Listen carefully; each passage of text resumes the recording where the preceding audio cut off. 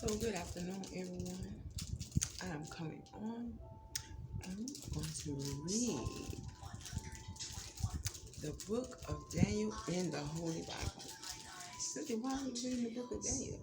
It's a spiritual book to the people of God on how to live. Why would you read that? It's very fascinating. It is very fascinating. So let's get started. And so we have the Holy Bible, and we're going to go to the book of Daniel. And I hope that someone is blessed. Well, since you don't have an audience, I'm working on it. Okay, so we have the book of Daniel. Now, this book is famous for the prophecies that's in it. But it's fascinating, especially if you have read the entire Bible. So we can take a look at who Daniel is today as we read. Who is Daniel? The book of Daniel, chapter 1. I need some light.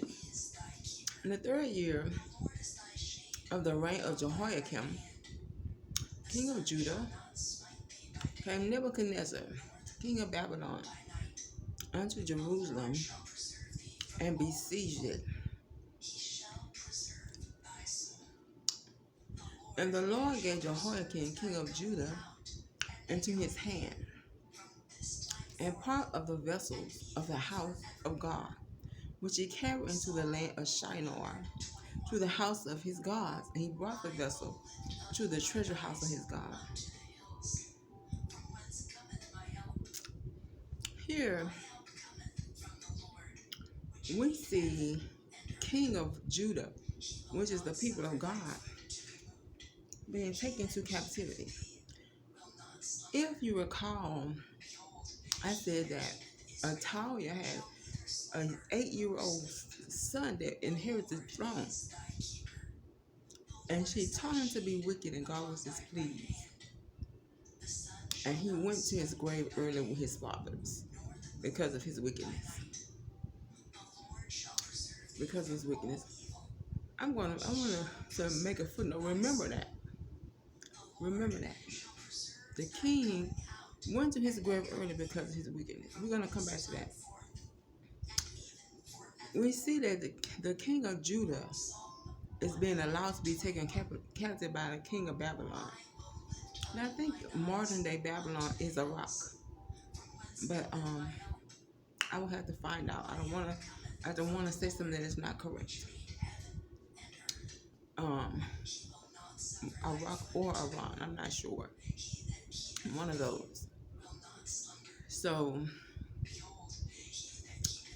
he said that the Lord gave Jehoiakim, king of Judah, into the hand of Nebuchadnezzar, and Nebuchadnezzar took the vessels of the house of the Lord of God, which he carried through the land of Shinar, to the house of his God.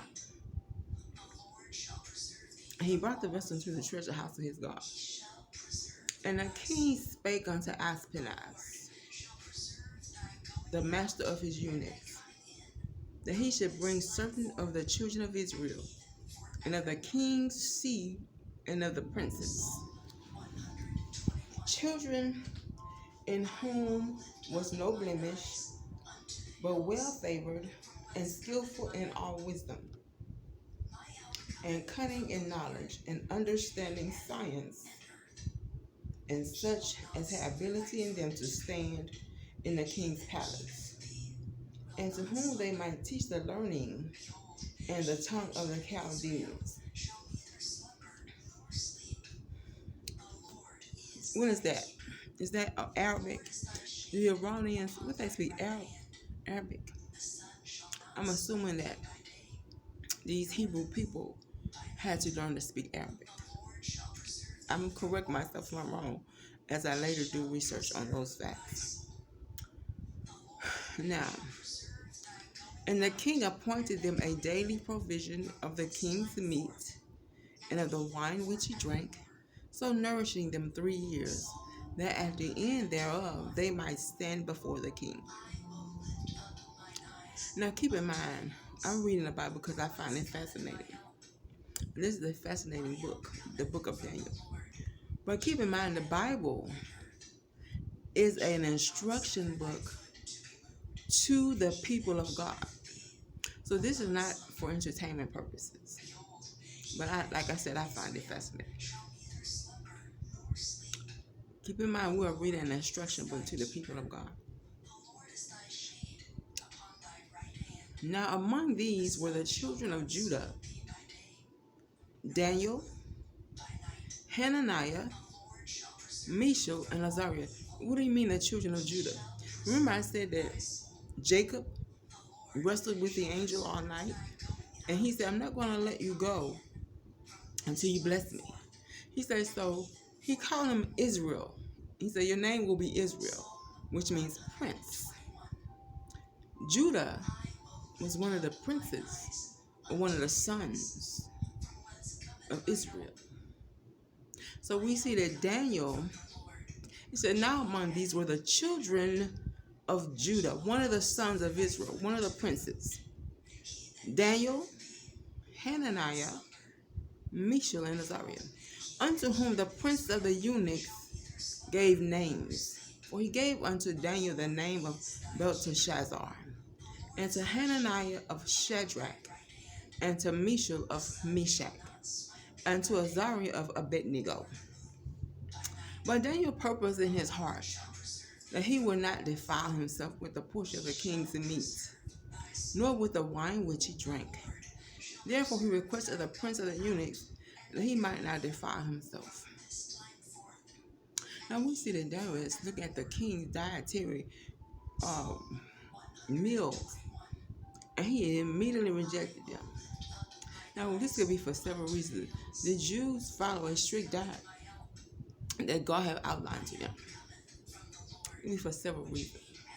It can also be because he's very much aware that the king diet is not good for his health. But I'm going to take the first reason, that it's according to the biblical outline that God has given them already in what they can and cannot eat. And he is going to, and his mind and his heart is made up. He is not going to change what he eats. And I'm gonna see, and we'll see why. Because as you go through the scriptures and read this story, they test Daniel on several levels. On every level, he say he's going to remain true to God.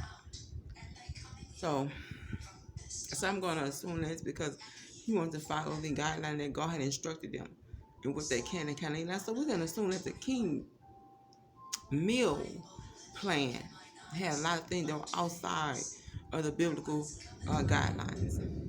You might say, well, it's the Middle East. They all eat bread. They all eat lamb. They all eat rice. They all eat salad. You know what I'm saying? We assume that. But Daniel rejected it. So we don't know. So we can assume also that the king's meal plan was outside of the biblical guidelines that God had said that the children should eat. Okay. So where was I? Now God had brought Daniel into favor and tender love with the prince of the eunuchs. And the prince of the eunuchs said unto Daniel, I fear my lord the king, who hath appointed your meat and your drink. For why should he see your faces worse liking than the children which are of your sort? Then shall you make me endanger my head to the king. Then said Daniel to Melzar, whom the prince of the eunuchs had set over Daniel, Hananiah, Mishael, and Azariah, prove thy servants, I beseech thee, 10 days, and let them give us post to eat and water to drink. This Bible. If it were written in Hebrew, we wouldn't know what we were reading, because I don't know Hebrew. But this is written in King James Version. Now, there are new, modern, updated interpretations. And one I like, I'm not saying it's an accurate version, I like the New Living Translation.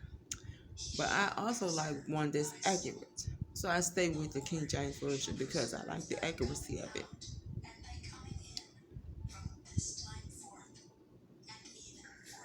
But this is just a language, um, a language that is spoken. It's like you can read it in Spanish. Don't be put off by the old English here. Don't put off by the old English here. It says, "Prove thy servants." What he says, "Give me a moment to show you that I'm saying something that is good. I beseech thee, I beg you, please let me show you that I don't have to eat that. 10 days, and let them give us post to eat and water to drink." So Daniel said, I can look more healthy and stronger on just water and post. And I have no idea what post is. I'll have to find out what it is. Some people say it's vegetables, some people say it's beans. I have no idea what it is. Or it could be lentils. We could guess what is a prominent bean or vegetable in the Middle East. Is lentil the main vegetable? So we can guess it's lentils. Then let our countenances be looked upon before thee. You just say, and then you can examine us. And let the count of the children that eat of the portion of the king's meat, as thou seest, deal with thy servants. Okay, so after you examine us, and the other people that eat with the king meal plan consists of, then you can make your decision. He said, then deal with thy servants. So he consented to them in this matter and proved them 10 days. He consented to them in this matter and proved them 10 days. And at the end of 10 days, their countenances appeared fairer and fatter in flesh than all the children which did eat the portion of the king's meat.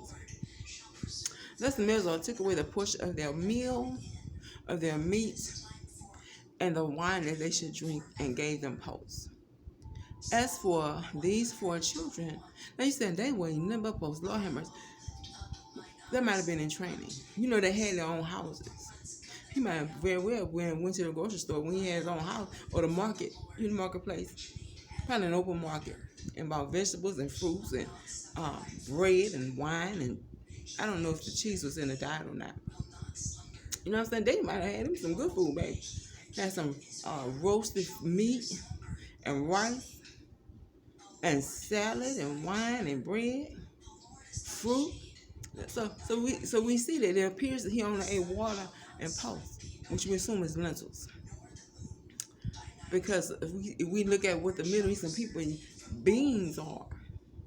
Beans in the Middle East is mainly lentils. So I'm just gonna make that assumption right now. So we assume, but keep in mind that they had a house. He could have left training from eating that what the king have, and went home and ate a big giant meal of what God said was allowed. So we don't know that. As for these 4 children, God gave them knowledge and skill in all learning and wisdom, and Daniel had understanding in all visions and dreams. Now at the end of the day that the king had said he should bring them in, then the prince of the eunuchs brought them in before Nebuchadnezzar. I'm sensing somebody hurting me. I'm assuming God don't want me to just sit here and paint. So I'm going to wrap this up. I was only 2 verses from finishing chapter 1. But like I said, we want to look at who Daniel is in this instance. This book is a lot. This book is famous for the prophecies that it has. And also Daniel does some very powerful things in this book. They try to kill him several times. But the angels come in one instance, and then Jesus himself come in another instance. So by testing their beliefs. So, but he was a very high ranking. Then was a very high ranking government advisor. He was a very, so you can imagine the people was after him. So we're gonna wrap this up. We're gonna wrap this up right here, so I can be silent and see if God want to tell me something, because I'm very angry right now. And I heard me, and it hurt me to tell me that I ain't doing but sitting down praying and reading the Bible and trying to provide for my family. You know what I'm saying? Well, I said they invite you to happy hour. You ain't go. Will you see me at happy hour? You see me out there down as many margaritas I can because they only $5. You see what I'm saying? Come on now. Well, I said it. You know they having the fish fries. Well, see, you know the dude say, he look for one to pay a bill, and you know you want to go out to eat, but you know your fat ass want to go out to eat. I sure do. I ain't lying. I sure do want to go out to eat. But I'm sitting in the house praying and reading my Bible. God, you don't have to hurt me, God, but tell me nothing at all. So what's going on here? So I'm going to go ahead and wrap this up instead of sitting through this insanity and see if God will speak to me. But we'll come back to this. Now, like I said, in this instance, we want to talk about who Daniel is. So initially, we see that Daniel is a student. He is in training. He is in specific training to be an advisor to the king. Let's say how long he was in training. It doesn't say that. But the average college is 3, 4, 5 years. So we can assume that Daniel, if I say God gave them, and as for these 4 children, God gave them knowledge and skill in all learning and wisdom. And Daniel had understanding in our visions and strength. So in addition to their earthly learning and skill, he also gave them, Daniel anyway, visions and dreams. So we see that Daniel is a prince. He's in training or college to some degree to be an advisor, to be a government advisor. He got 4 friends. They didn't really say if they were related. They said they were from the tribe of Judah, so they some kind of cousin. But they said they were directly related. And we see that he's very smart. And we see that he's very, very, very devout. He's very devoted to God. He's very devoted to God. He said, he purpose in his heart. He is not going to defile himself. To a young man, he's called a children. He said, children whom there is no blemish. He was a young man. A young man, a prince of Israel. A young man that's very devoted to God. And blessed with visions and understanding and dreams. So we're going to talk about this some more. So with that being said, I'm going to wrap this up. And I hope that